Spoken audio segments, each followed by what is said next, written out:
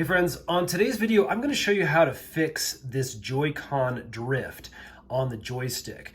As you can see, our buddy Link here is pushing against the block without me touching the joystick, and that needs to be fixed. This is a fairly common problem with some of the earlier Nintendo Switch controllers, but thankfully it's a fairly simple fix. All you need is one of these kits that you can purchase off of Amazon. I'll put a link in the description box below. Now inside the kit, you're going to find a couple of things. We've got a couple of screwdrivers here that are going to be used to open up the joystick controllers here. And then we have some plier tools. Again, just little tweezers. I'll take the tip off so you can see that. That's just going to help us grab things a little easier. We have a couple of joystick caps, as you can see, as well as a few of the connectors and screws that we can use. And then we have the two JoyCon controller replacements. These are what are going to go down into our controller after we open them up and make things nice and correct again as they should be. Okay, so let's go ahead and take off our first joystick that has been giving us problems. We're then going to look at the back of the controller, and as you can see, there are 4 screws here, 2 up at the top, 2 at the bottom. Let's go ahead and use our little green included screwdriver and remove all of those screws. Now, as you can see, these screws are really small. So what I like to do is keep them in a case or something over here to the side. That way they don't get lost. We'll grab the other ones now. Okay, and there's our last one. Now, you may need a little bit of prying help to get this open. Don't go and yank it because there is a ribbon that holds things in place and we don't want that to snap. So as you can see, that opens up pretty easily. See those 2 ribbons there that connect? Make sure you don't yank those 2 things apart. We'll actually open it up just like this. Okay, we now need to take the battery out. Now this has some adhesive backing. It's not super grippy, so you usually can take your finger. Again, don't go ripping this because it is connected with this little cable here. But if you gently kind of pry, you can hear that sticky kind of coming up. And then we can just get the battery out of the way. I'll slide it over here and we'll put it off to the side just like this. Again, be careful, you don't want to stretch this wire too far.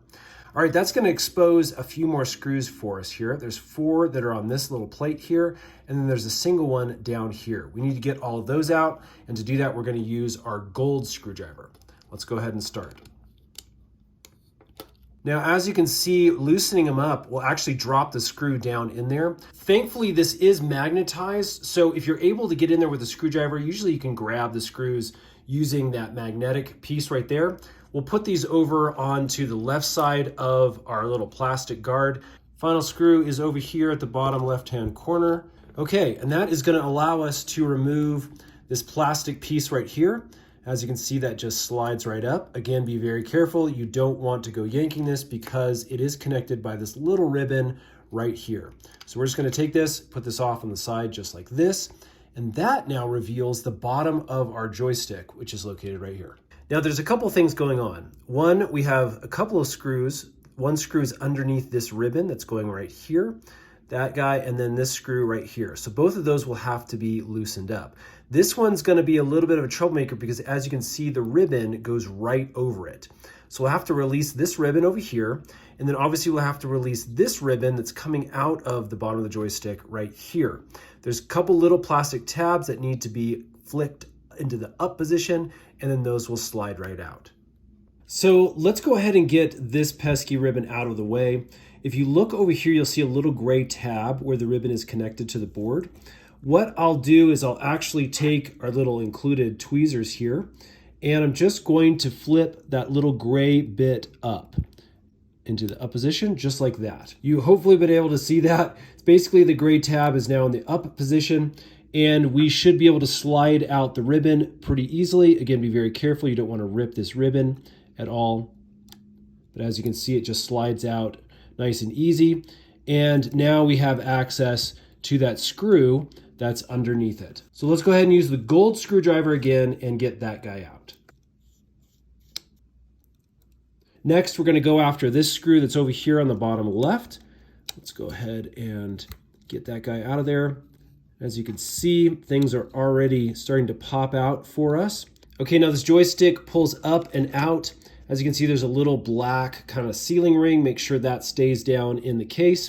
And then basically we just have this connected now to the board with this little ribbon over here. Okay, so for this guy down here, the little tab we want to go after is on this side. This is a little black guy, and that's just basically going to, again, flip right up. And that will allow us just to pull the ribbon straight out. So there's our old guy. Let's go ahead and replace this with the new guy. Now here's what comes in the kit. You can see it's labeled just a little bit different. Again, make sure you don't get these two confused. We'll put this off to the side here, and we're going to focus on this one. From here, it's literally a matter of just reversing all of the steps. So I'll go ahead and walk through it here real quick with you, just to make sure you remember everything. So when doing this, I find it helps to first get our ribbon connected down into this guy, and then to set it down into the casing. So let's go ahead and just feed that into the white piece there. And once it's in, we can actually close that little black tab on the end by pushing down. And as you can see, if you tug a little bit on this edge, it should remain firmly snug inside of this little casing. Now, the next thing we need to do as we're placing it into the hole is make sure this upper ribbon is moved out of the way so the upper screw hole can align correctly with the top. Now, you may need to lift this off the table slightly in order to push this through, or else you will be pressing up against that top of the controller against the table, making it uneven. So now that it's in there, we can actually get the two screws, this guy right here, and then the one in the upper corner, back into place. So to do that, we'll take our gold screwdriver with one of the little mini screws here. We'll just set it into place. So we'll get this first one screwed in here down on the bottom left just to help stabilize things. And then we will work on the top corner by using the other screw on that side. We'll need to gently remove that ribbon out of the way. Again, stick that screw down inside the hole and elevate the controller slightly just to get some leverage as we screw this in. All right, there we go. We can now put this ribbon back into place. We'll insert that into the white slot, and then we will move that little gray tab back down into place, just like that. Okay, at this point, if your little top piece has fallen off, not a big deal. Basically, we just want to make sure that spring is slotted over here, and then this actually will sit right down into a groove set that's in the top of the controller. Okay, next it's time to put our little cover casing back into place. Again, this just flips back, and we'll gently slide this down.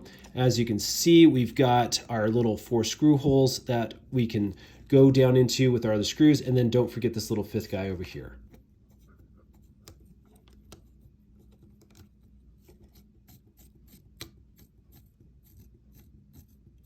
It's easiest for me when putting this back together to start up at the top here. There's a little black tab you can see up there.